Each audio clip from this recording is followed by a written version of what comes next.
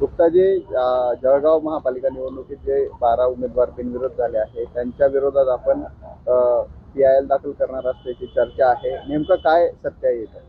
होय, मी PIL दाखल करण्यासाठी काल औरंगाबाद हायकोर्टमध्ये गेलेला होता.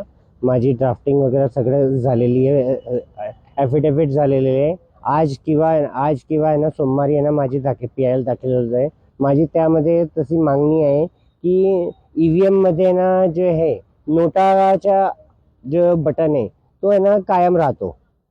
जरी एक उमेदवार भी राहिला तर नोटाचा उमेदवार आहेच. तो आम्ही निर्विरोध या बिनविरोध कशी काय होऊ शकते. नोटाच्या आमच्या अधिकार सुप्रीम कोर्टानं 2000 आपले निर्णयात 2000 जो आहे रिपोर्टेबल जो जजमेंट आहे 2013 आहे त्याने मान्य केलेलं आहे की नोटाचा अधिकार आम्हाला असंमतीचा अधिकार आहेच.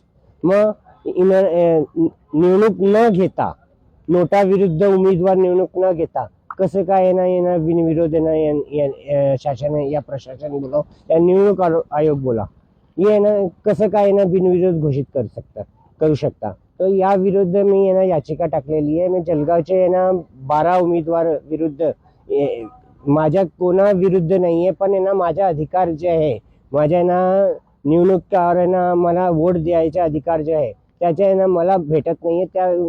त्याकरिता मी याचिका दाखल केलेली आहे. काय वाटतं यातून काय सिद्ध होणार आहे? याच्या आमच्या मतदाराचे जे अधिकार आहे ते जे बिनविरोध राहावे म्हणजे जे मतदानचे अधिकार आहे व बिनविरोध राहावे यासाठी मी दाखल केलेली आहे.